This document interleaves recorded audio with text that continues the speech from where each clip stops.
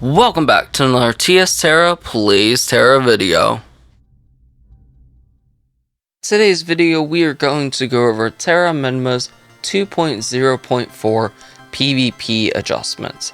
And to start off with, we'll cover some battleground changes. The only changes have been made to Gridiron, and these changes are that you can now queue as a duo, your team will require 3 healers, and they've increased the overall PvP damage by 3.5%. There's been some changes to the Dawn and Dust jewelry, thus being once you craft it, you can trade it, and the jewelry itself can be liberated up to 5 times.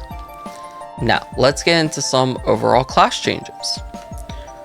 The first change we'll cover is the Archer change, thus meaning they reworked the buff that increases the damage of Gust Arrow by 75% during Windsong to be applied by the weapon roll rather than just an abnormality during Windsong.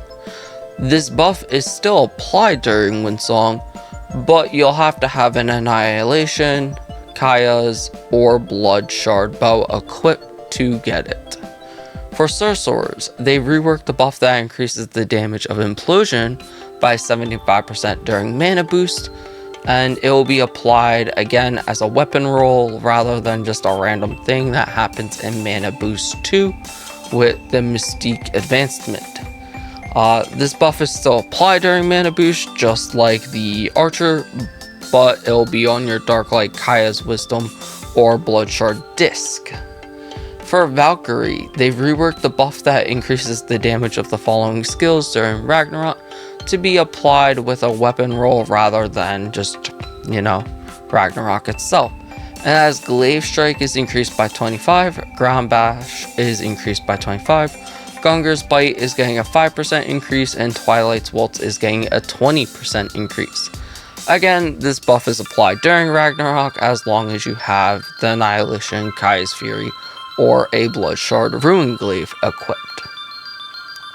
Some overall general content changes is they're doing some stuff to the Sweltering Summers Festival, thus being the quest now sell parts to craft the event daily Combating Sloth, which gives tank ammo, Taking Out the Trash, which is the solar paint, and the Dust Never Sleeps, giving adhesive.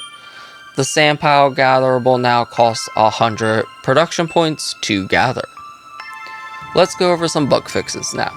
The Abatis can no longer equip its own look as a costume, or the Marble Giant.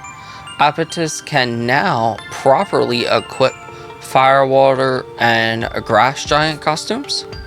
They've improved the placement of the Kitty Whiskers glasses for Ellen. The Blue Shark pet from the Sweltering Summer Festivals are now tradable.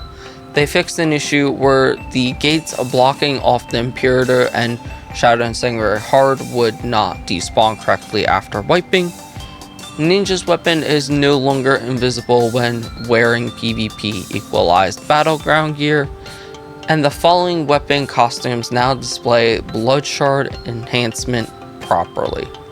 And here are all those weapons that have been fixed. So that is the end of these patch notes. If you've liked this video, go ahead and feel free to hit that like button. If you got any questions about any of the changes, please feel free to ask, and I'll do my best to answer them as soon as I can. And as always, if you're not subscribed, please considering doing so. Hope you have a fantastic day, and I hope to see you in Aboria, gamers.